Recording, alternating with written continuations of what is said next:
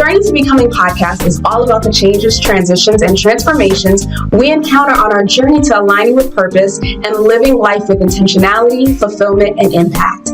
I'm your host, Sabine Gideon, and my mission is to help those starting their entrepreneurial journeys or simply shifting gears to better align with purpose by sharing the journeys of others, offering practical tips and strategies, and providing encouragement to help you pull through whatever obstacle is standing in your way. So I invite you to sit back, relax, and join me on this journey of discovery.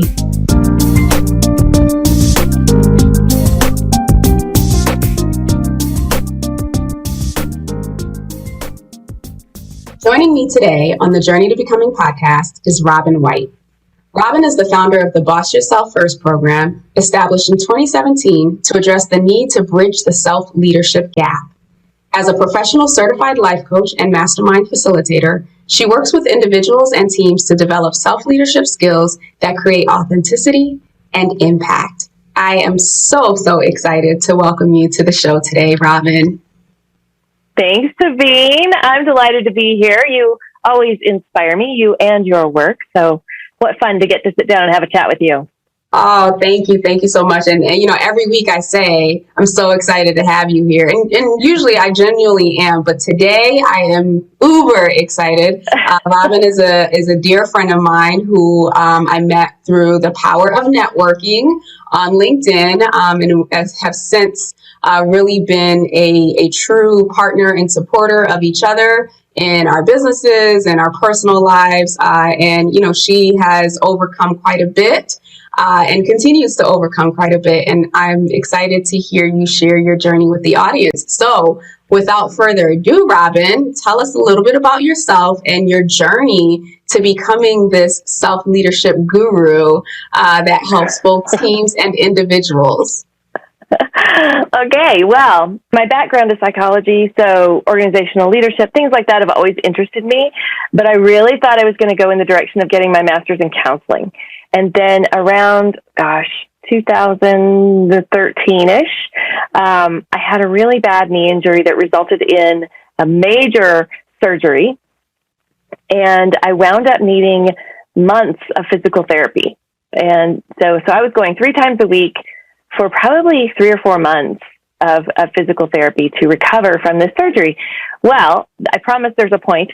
But so I was going to the physical therapy, and my physical therapist, he's an athletic trainer actually, but he started talking about coaching and life coaching particularly.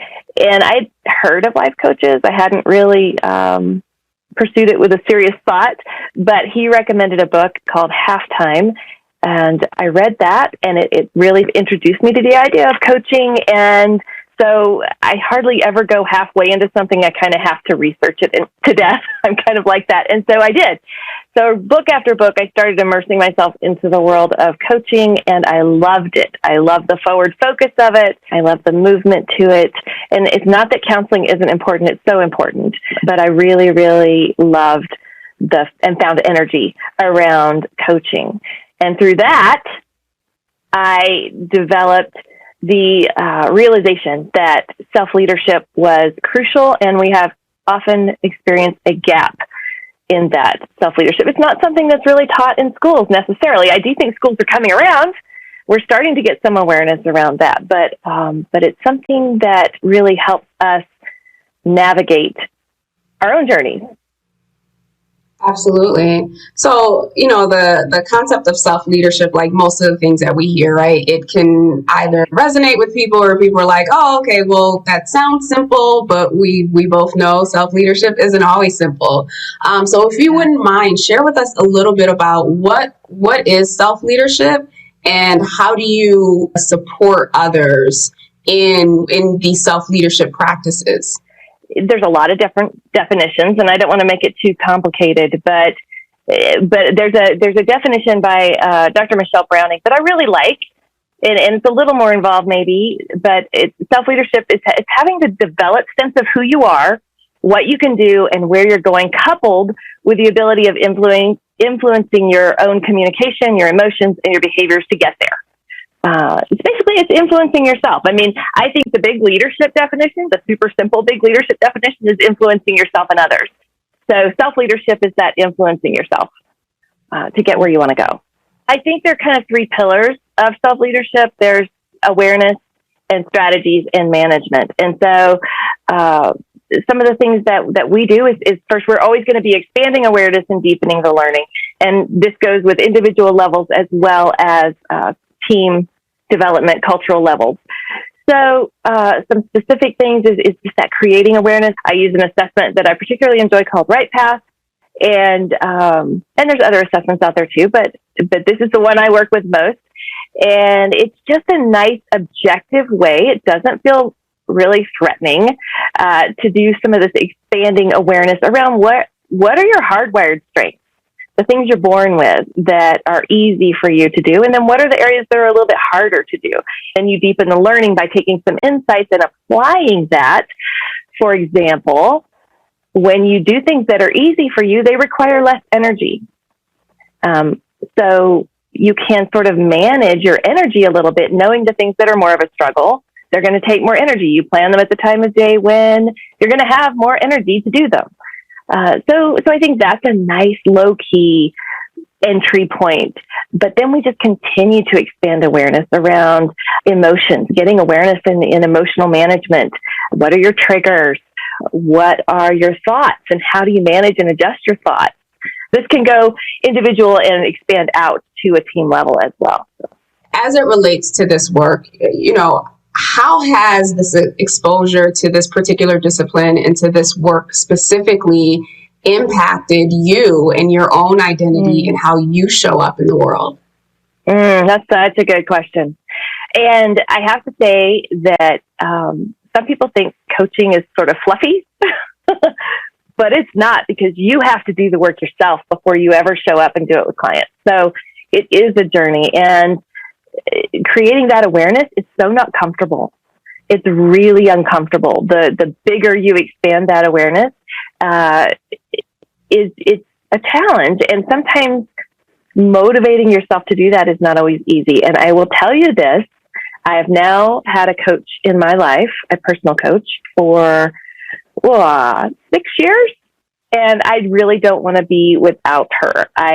It's not that I depend on her so much as I see the benefit of working with her so much. So self-leadership and learning to self-coach is important, because we don't always have a coach on call, but also having the perspective of a thinking partner to help you not be overwhelmed by the new awareness and get actions around it. That is one thing that I know has really impacted my journey. Before you uncovered this particular discipline, or even the life coaching, right? Before you read that book Halftime, or as you were reading the book Halftime and everything else that you read, thinking back, what were some of the initial mindset shifts that you had to make to embody this new identity as a coach? Learning to lead yourself and even just creating the awareness, it's going to be a culmination of physical, mental, emotional, and spiritual. It's going to be all of those things. So I'm sort of, as I'm unpacking this question, I'm thinking through the different things that were happening around me in those areas. One would be the physical. It really rattled me to have injured my knee. It started this cycle of inflammation. I did a year of treatment, injections, and things like that before we resorted to the surgery. And that changed my image, because I was super active. I was a tennis player. I was doing a lot of things actively that I suddenly couldn't do. And then to go through the surgery and the rehab process, I had to so rely on people, and that was not me. That was not in my wheelhouse of how I showed up in the world. I was the strong person. I was the organizer. I was the person who didn't really need a ton of help, which changed. It felt like overnight. It wasn't overnight, but it felt like it. But that fed a lot of this mindset shift around being open. I think kind of getting broken down a little bit so that I could be open to shifting gears and shifting focus around what my future was going to look like. And I will say part of all that was fed by the transition from, I had chosen to be a stay-at-home mom, and I knew that I was coming to the end of that season. It was getting there. It was in sight. My oldest had gotten married. My middle was leaving for college, and my youngest was in high school. And so it was like, I know that I'm going to need something to step into as I launch these kiddos out and I'm not so actively parenting all the time. So there was a lot of identity change happening. It wasn't so active physically. I couldn't always count on my physical well-being to carry me through and to support me. And then my role as a parent was shifting, and I could see it drastically shifting in the near future. And so all of these things, again, it felt a little like breaking down. It felt a little disorienting. I know that God was taking me through this. I know that a lot of prayer and support through other believers in my life, my family, really helped those four elements again: physical, mental, spiritual, emotional, to create this momentum that kind of changed the trajectory of my journey. Mm-hmm. Thank you for sharing that. So it sounds like you experienced a series of transitions, right, in conjunction with this new learning or this new exposure, and coupled with the actual physical, emotional, spiritual transition that you were experiencing, you were then able to see help, if you will, or resources or strategies or tools through what it was that you were learning, and began to apply that. Now, let me ask you this. Before the knee surgery, and I know hindsight's always 2020, right? What was the path that you were on? Well, before the knee surgery, I was still teaching drama. I had been a drama coach for 13 years and was still doing that. Continued that for a little while after the surgery too. But the kind of path I was thinking of was I would be going back and finishing up my master's and pursuing licensing as a counselor. So that was kind of where I was thinking I was going to go as I sort of was not so, as I said, actively parenting.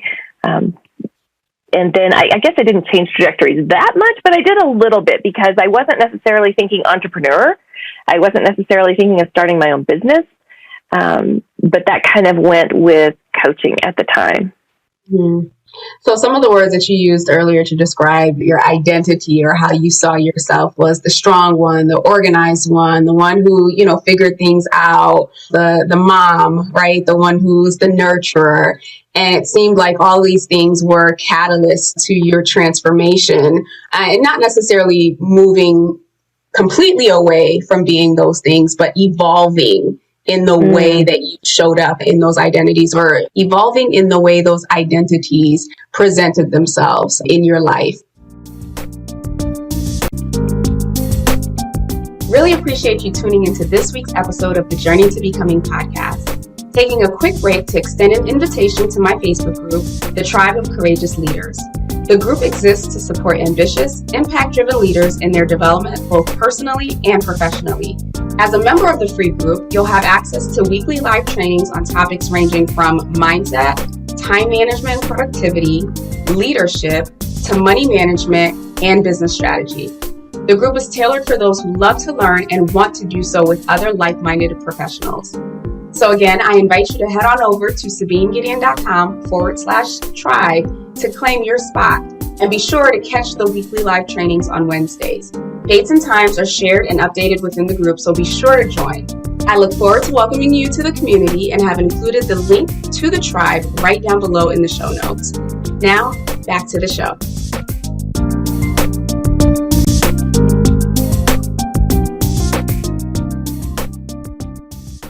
What are some of the tools and the strategies that you're using today for yourself to maintain your growth, to maintain your development as you're in another period of major transition in your life?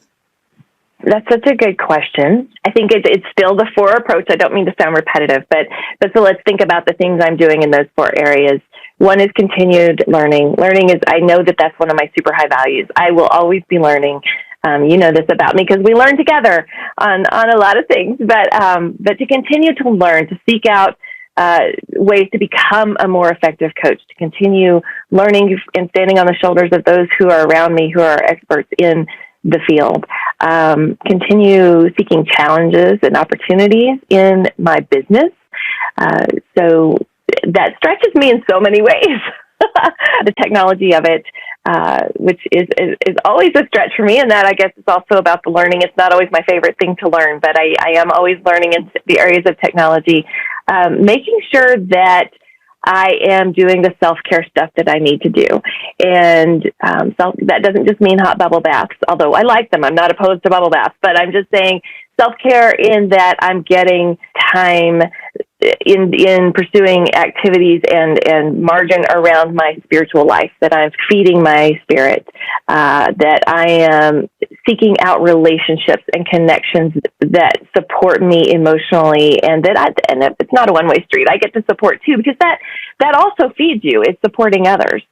Managing my calendar, managing my goal setting, getting some real actionable steps in place, breaking the big things down into small things. These are strategies that help support me. You know me, I'm a rather unstructured person, but I can show up really organized because I work at it.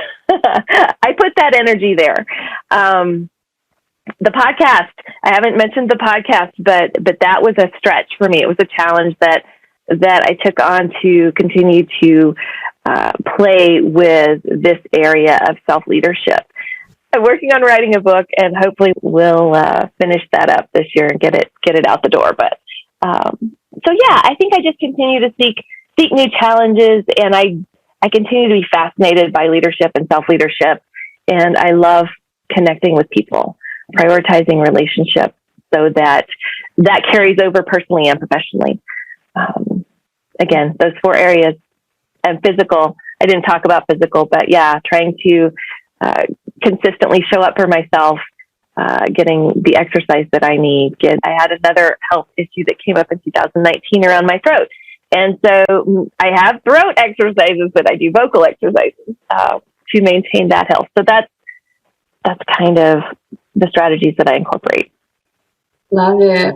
Now, you mentioned a lot of strategies, right? And you are a product of your product, that, it does take work to influence yourself, to be able to influence others. It's not passive. You don't just wake up and it's like, oh, okay, I'm going to let life happen to me. But that you are very intentional in what you do and how you do it and why you do it. So as you think about tools that you apply, whether it be on a regular basis through routines to maintain a healthy mindset, because we both know that you can have all the strategies, you can have all the plans, you can have all the things, right? You have a lot going on. You have a podcast, you have a book, you have your business, you have your family that you're taking care of. But without the right mindset, and without the right focus, all of that can be sabotaged, or it can, not come to full, fruition in the way that we would intend. So what do you do to help just maintain a healthy mindset around, what it is that you want to do or what it is that you're doing? Yeah, no, I think that is a powerful thing you have focused in on around mindset. And I know you do a lot of work with mindset, as most coaches do. If you don't deal with what's going on in your mind, you can grin and get through it physically. You can set physical goals. You can do all of those things. You can do your calendar. You can, as you said, there's a lot of tools you can do, but you're not going to be able to sustain that unless you do the work of the mindset. So you asked me what I do to maintain a healthy mindset. Specifically, I think I examine my thoughts. My thoughts will reveal my mindset.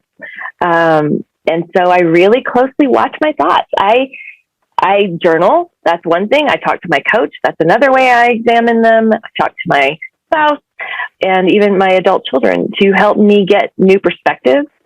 I work really hard to tap into curiosity and stay away from judgment. And that's a practice. That is something that when you go to look at your thoughts, it's not going to be fruitful in changing your mindset if you're immediately judging those thoughts. If you can examine them like a scientist would, if you can examine them and collect data and decide whether or not they're accurate and whether they're serving you. And I'm not talking about just positive thinking where you refuse to see anything negative. I'm talking about looking at what you're thinking about your circumstances and really checking in. Is this accurate? Is what I'm thinking accurate around this circumstance? And here's the kicker and the powerful part, is it serving me? So not only is it accurate, but it also is it supporting how I want to show up in the world. Mm. So I have a client who wants to relate more with her team. She wants to listen better to her team's feelings, and she wants to occasionally even share her feelings, but she is steeped in the culture of what has historically been a male-dominated environment. And we kind of did some work around what she's thinking, and some of the things that she was thinking was, if I show up with my feelings, I'm going to be considered weak. I'm not going to have respect of my colleagues. But so we did some tests. We created a few little tests where she could check in and see if these were accurate thoughts and if they were serving her. Now, since her goal was to show up with her feelings and relate to her team's feelings more, this was direct opposition to that whole thought around feelings are weak. And so we wanted to check out and see if her colleagues would actually think she was weak if she showed some feelings. So she carefully tested and got some data around that thought and realized, you know what? Actually, I'm just closer. We just relate better when I can tell them what I'm feeling about something that's going on, and I can hear their feelings around something that's going on. And so she found out that thought was not only not accurate, it was definitely not serving her in the goal of showing up the way she wanted to show up. Oh, I love that example.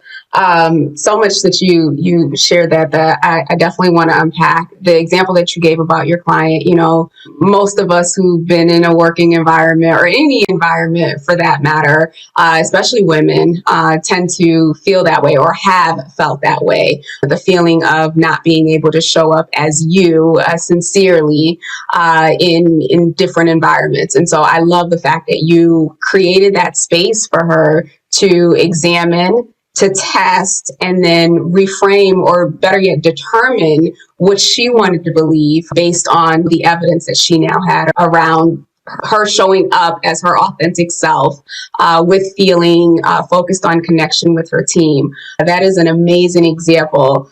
You talked about earlier is tapping into that curiosity and staying away from that place of judgment. Oh my gosh, we could probably spend an hour just in that space. That right there, I do believe is a true and powerful skill all in itself, especially for my listeners, you and I, individuals who are very results oriented, ambitious, driven. If something's not working, immediately the thought is, it's because I did something wrong, or it's because I didn't do something wrong, versus really being able to take that step back and say, okay, something's not working. Let's explore, what are the factors? What are the internal factors? What are the external factors? And not turning on ourselves so that we can get to the solution so much quicker. I love that. Yeah. Oh, that's so good. Not turning on yourself. Yeah. We want to show up for ourselves. We don't want to turn on ourselves. Absolutely. Absolutely. I think you've shared a lot here, but is there anything else specifically on top of your mind that you want to share? That whether people can journal about it, meditate on it, or just have some information to noodle on.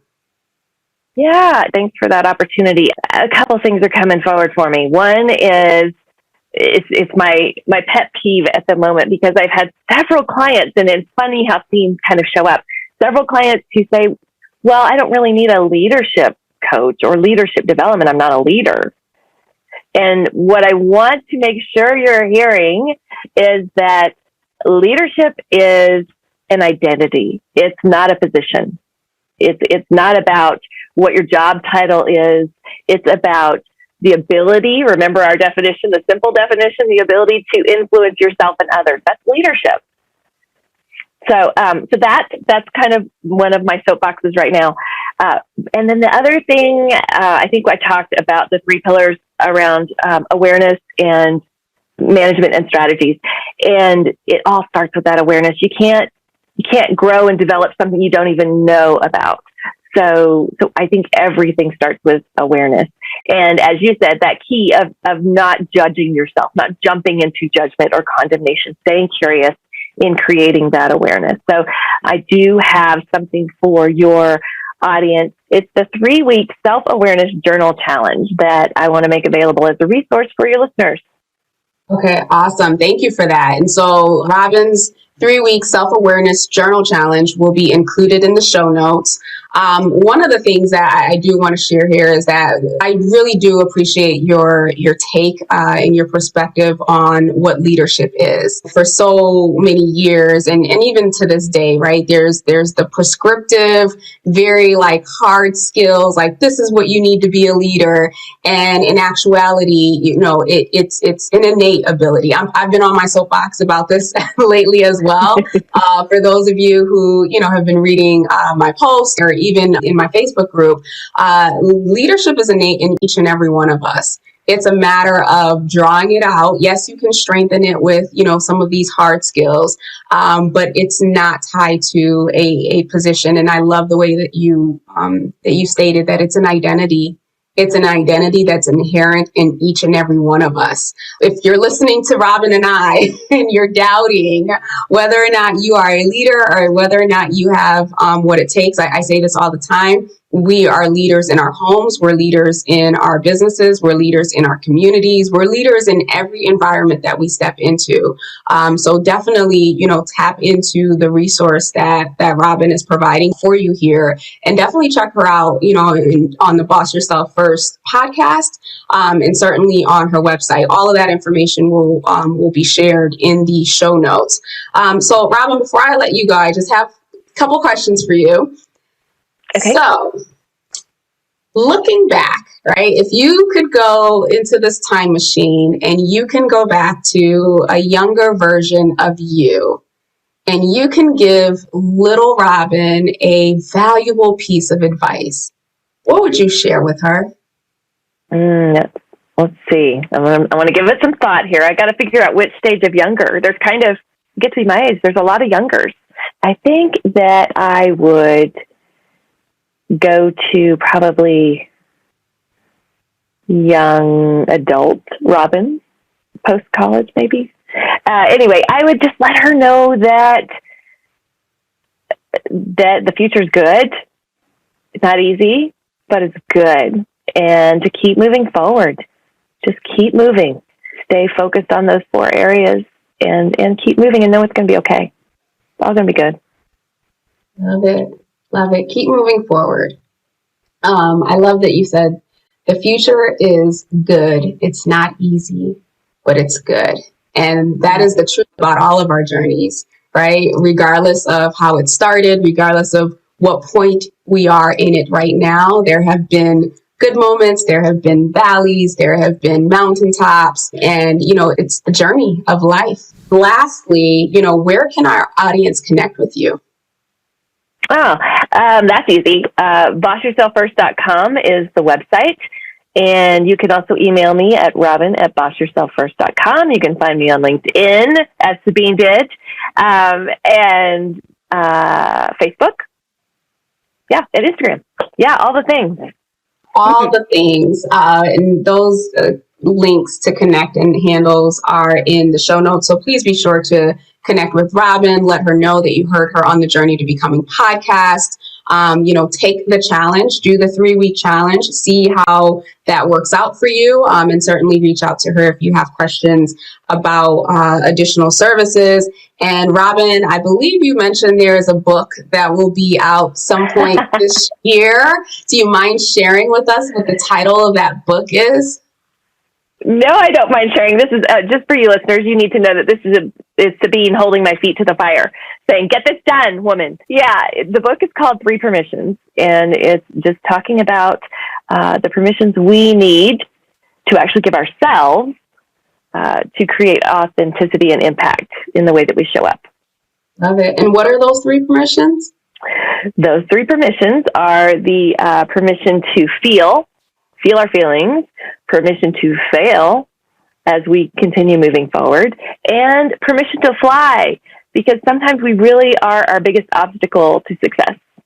Oh, I love that. Permission to feel, permission to fail, and permission to fly, all in one in Robyn's upcoming book, The 3 Permissions. So be sure to look out for that. Get on her mailing list. Depending on when you listen to this, it might already be out. So please do check that out. Again, Robyn, I thank you so much for being on the show. Thank you for sharing your wisdom. Thank you for sharing your knowledge and tools and strategies around how we can be better leaders for ourselves and for others. Thank you. Thanks, Sabine. This has been really fun.